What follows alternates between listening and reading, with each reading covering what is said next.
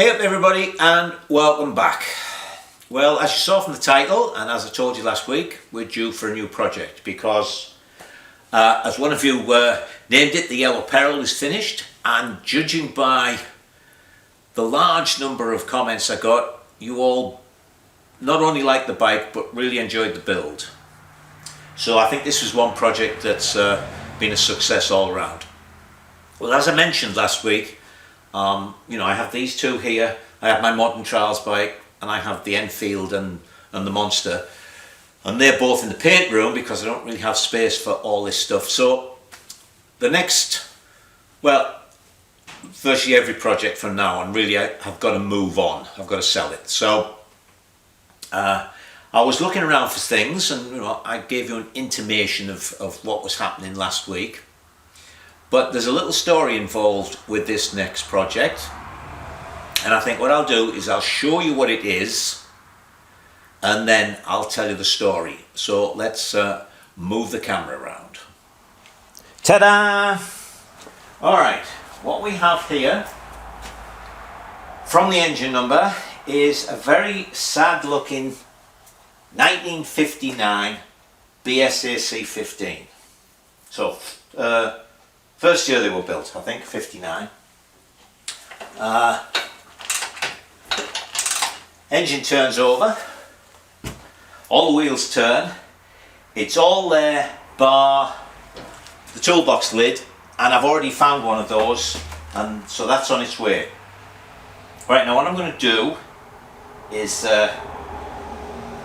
lift the table up so we can have a closer look at it, and I'm also going to show you what my plan is, and it's being slowly formulated because we have one or two problems. I'm not sure how it works, but let me lift it up in the air so we can get a better look, and I'll tell you the story about how I got it. Those of you who've watched most of the videos will remember a C15, was it a C or an S? S that I had in here, that I fitted a different front wheel to. It's a friend of mine, he bought it, it was bog standard. I didn't really want him to make any changes to it, but he decided, well, he's half thinking of riding trials on it, he wanted lighter wheels. So we fitted a Bultaco front wheel, I think it was, and he had a back wheel, but it was too wide, it wouldn't fit. So anyway, he told me that he'd found a Rickman wheel for it, and he was getting rebuilt with a new rim and everything, so that was happening. Then he phoned me up a couple of weeks ago and said he had the chance to get an alloy clipper. Was I interested? It was $4,000. So when you mention clipper, my mind, I must admit, immediately goes to Royal Enfield. So that was of interest, but $4,000, I said to him, no, I'm not interested in buying anything for $4,000. And then he told me that it didn't run. Well, my policy with that is always, if it doesn't run, it's just spare parts, because if you can start it and it rattles or burns oil or whatever, you know what you're dealing with. But if it doesn't run, I mean, it might not even have all the engine internals in it. So he said he'd go and see it. So a few days later he turned up in his pickup, and he had two bikes in it, and as I walked towards it, because this is purpley and you see the sort of angular lines on this as I was coming up from the back, I thought it was a TR25W, but as you can see it isn't. And the other bike was a BSA. Now, it's caught me out a few times over the years, but they sold models here that they didn't sell in the UK. And this was actually a 50 something, can't remember what year it was, BB34. So it was like the early 500 Gold Star. And he managed to get it for $1,500. Which is what, 1,200 quid, 1,000 quid. So if I'd have known that, I would have bought it. I would have, wouldn't let him buy it. I would have said straight away, yeah, I'll have it. But anyway, he also, when we were looking at it, said, I'll tell you what, I'll do a swap. I've got this rear wheel for my C15. If you fit the rear wheel, I'll give you this. So I did. I was going to tape that, well, video it, but I didn't, because I just made a wheel spindle and a couple of nuts. It actually fitted in remarkably easily. So anyway, we have this. So what are we going to do with it? Well, as I mentioned, this is going to be for sale. And small bikes, I don't know, maybe I should just do it as standard, but I have an idea for it. Now, as I mentioned, it's a 59. It's got 17-inch wheels. It's got the slightly spindly forks, like the Cubs. You know, the Cubs, the original Cubs had very spindly forks. So people would put heavier duty Triumph BSA ones in just to beef them up. So we'll have a walk round and see what's what. But before we do that, I'll show you what I'm thinking of doing with it. Now this is a 1959 BSA C15T. Oh, I hope I haven't just put that out of focus. But anyway, that's how they sold them. You see, they came with, actually it's a smaller tank, but you know, the one with chrome sides, everything, it's got lights, the lot. So I'm thinking, you know, that, not going overboard to actually make it a trials bike, but making it a replica. I mean, that's a pretty little bike. Small bikes in the USA don't really sell that well. So I think if I built it to look like that, I'd probably be able to sell it. I'm not after making a fortune on this, to be honest. With the bikes I start to sell, more or less, if I break even, then that means it's paying for my hobby. So at this point in my life, that's as much as I want. So I'm thinking that we'll go to that. Now, and we'll do it exactly like that. So it's got the original wheels in. These wheels, by the way, which have cast iron hubs, weigh a ton.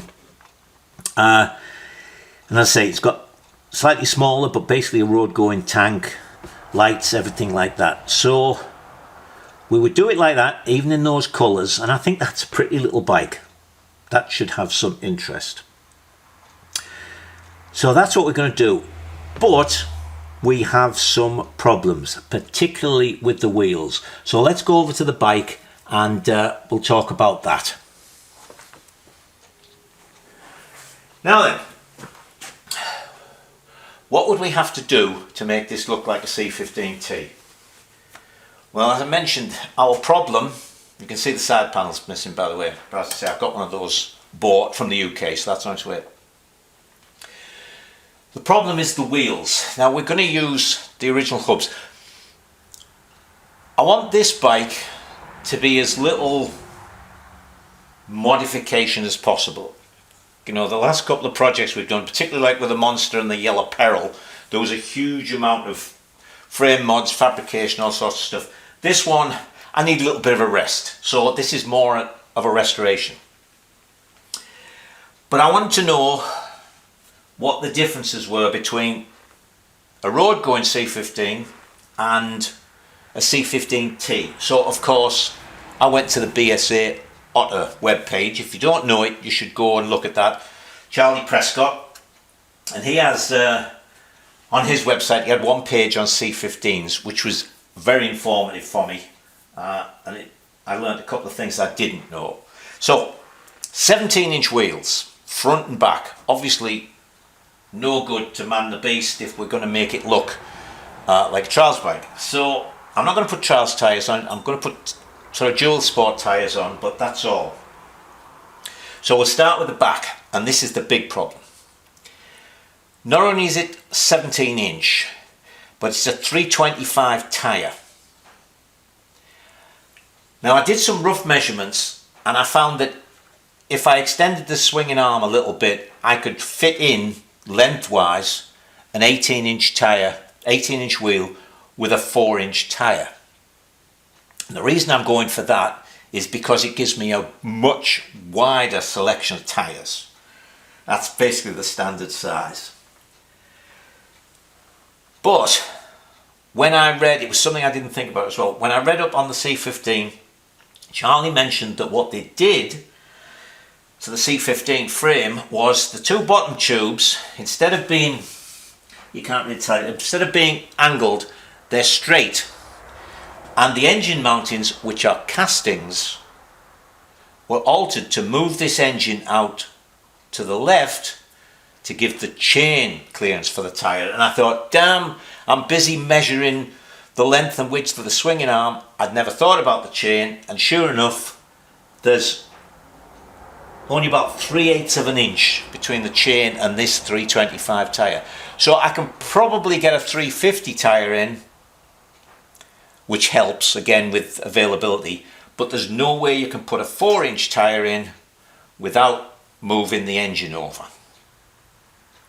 And I am, as I say, if there were bolt-up mountings or anything like that, but it would just be far too much work to try and get it.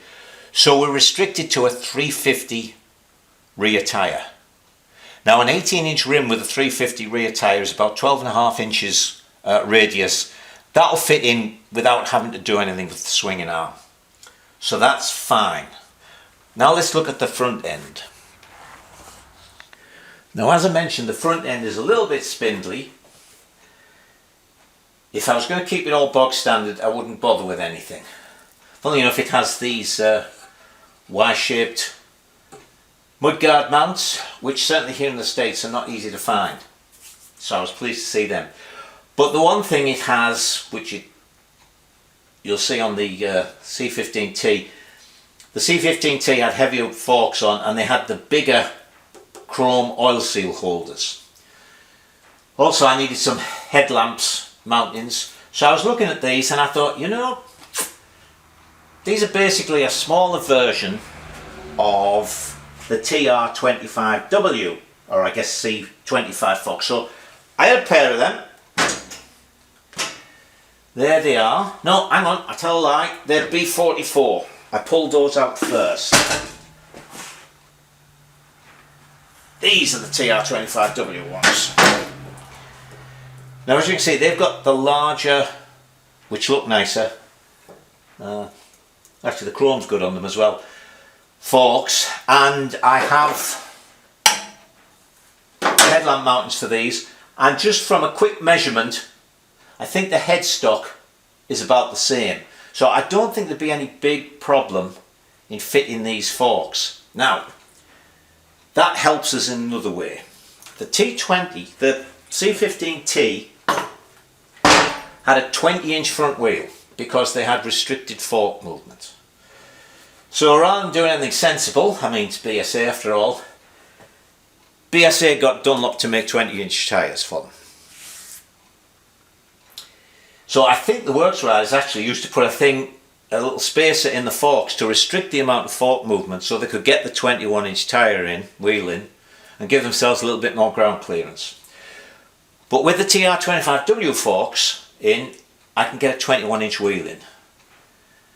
So that would help at the front. So I'd be 21-inch at the front, 18 at the back, but I would be a little bit out because an 18x4 is a little taller. So I've got to look at that. I'm half thinking of putting a 19-inch in the front. As I say, we're not trying to build a trials bike here, but I want to get that differential in the tyre sizes, and I think an 18 back and a 19 front, which is very standard, don't forget, for a British road going bike, would look fine. And I can get one or two people make a 19 front and an 18 rear in the sizes I want for the dual sport tyre. For the back wheel, we're no problem as well for rims because the B40 had an 18-inch rim and the same hub, so that would just be a standard part and spokes. But a 21-inch rim and spokes to fit this, I'd have to talk to Devon Wheel, I think, in the UK, because Buchanan's, who I use here, virtually don't make chrome rims.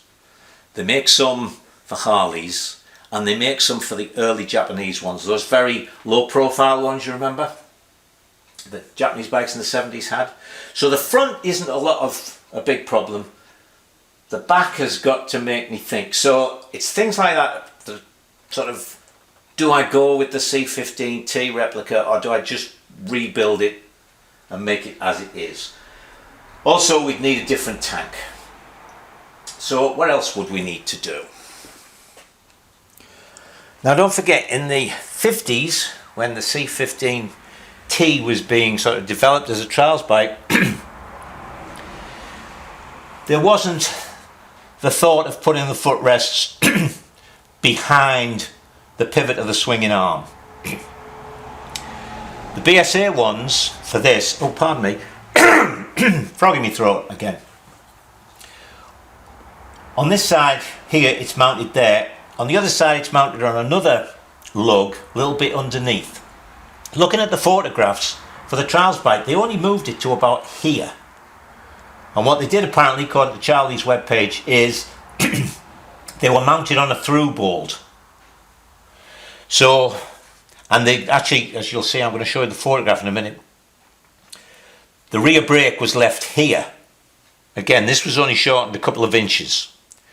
So getting the footrests slightly back would be easy enough. And also, it won't make it uncomfortable to ride on the road or off-road sitting down.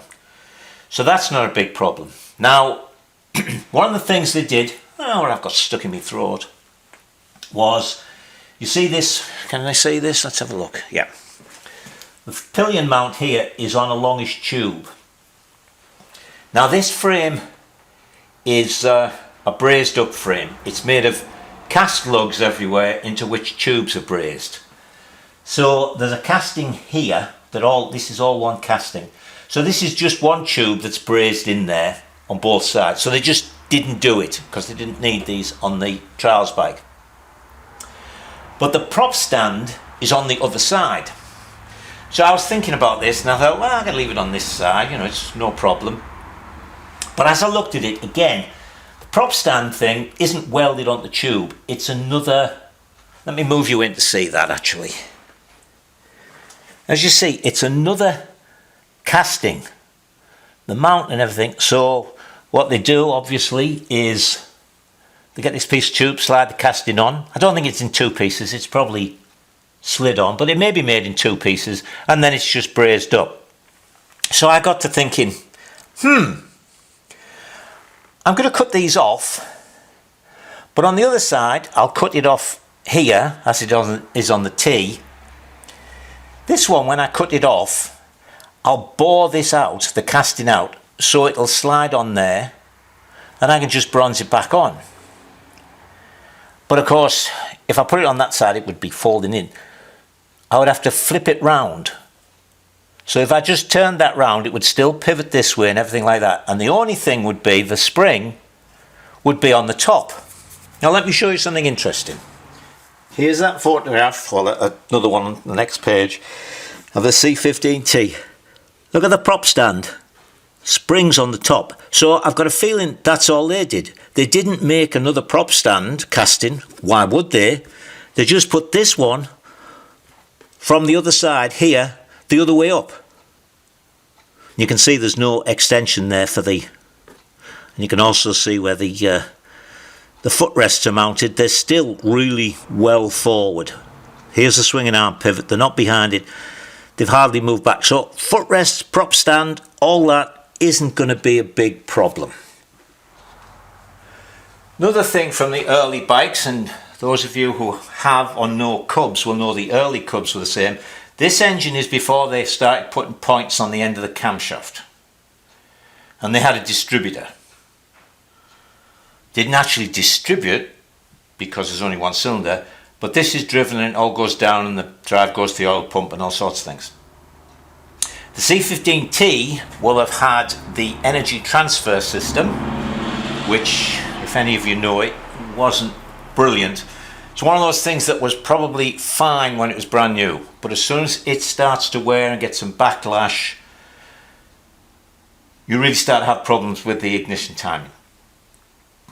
Because there's 5 wires come out of that. They had separate ignition and lighting coils, and it was sort of all timed up so that the major pulse of power from the alternator on the ignition side had to be the same time as when the points were opening here to get a good spark.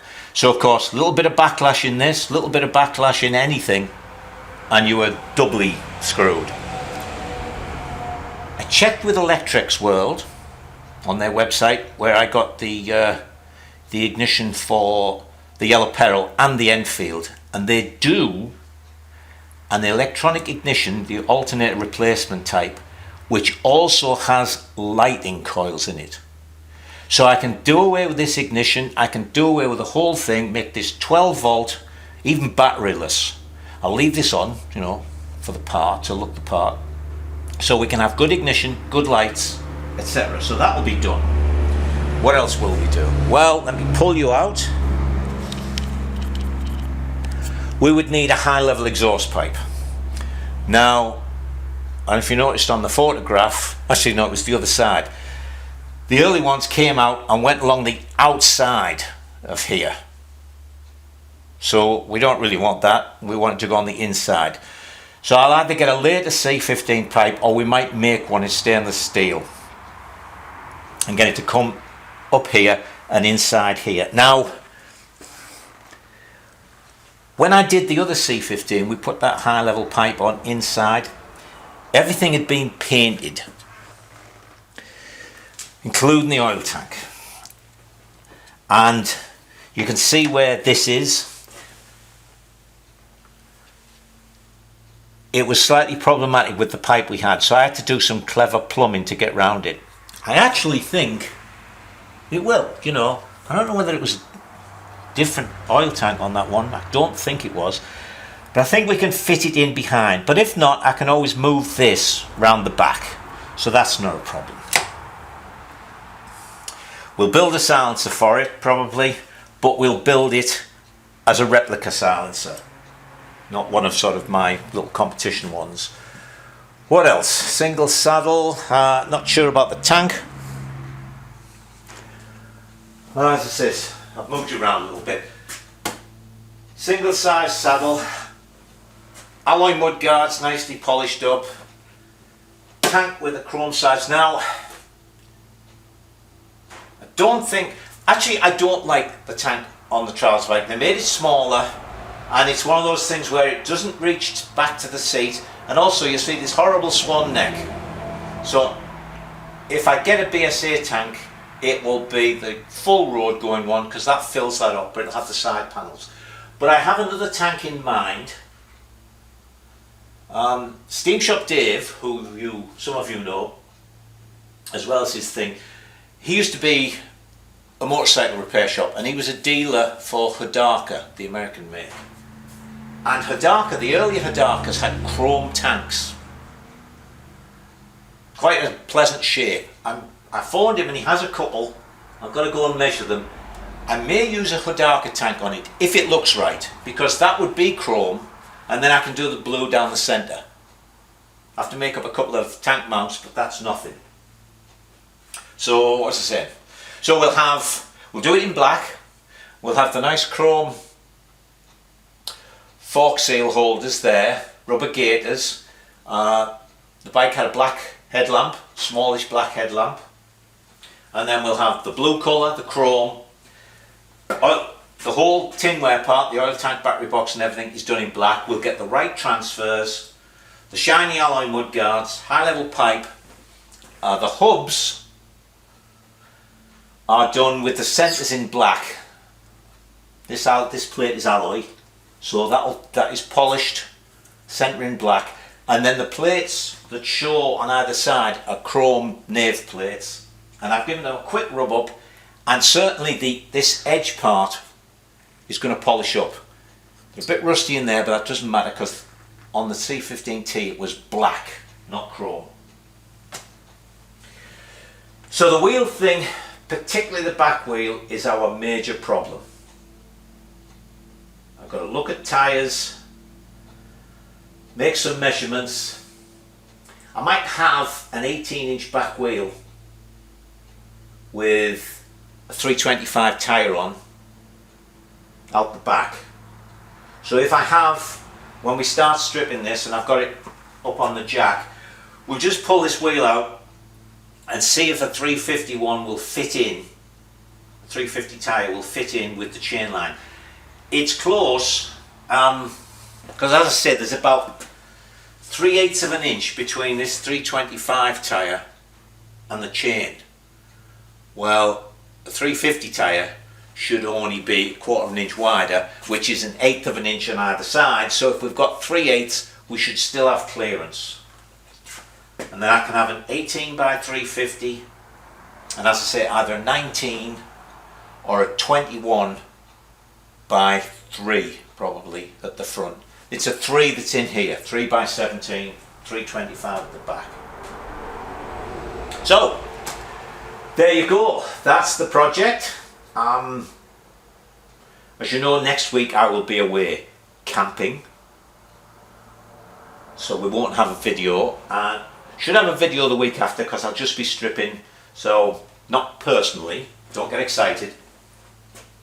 So I'll probably be able to slip out for an afternoon or something, and we'll just start to take this apart, so we'll get something for you the week after. And as I say, I've got a phone, I think I'll phone Devon Rim in the UK and talk to them, because actually my US supplier gets his wheels through them, his rims. So when I talk to Devon Rim, I'll have to make sure I can either do a deal with them, or I'll just get the part number and order them through my people here, which could take time, but we have plenty to do. We're going to rebuild the engine as well, of course. So this should be just a nice little project, and we'll see how it turns out. So that's it.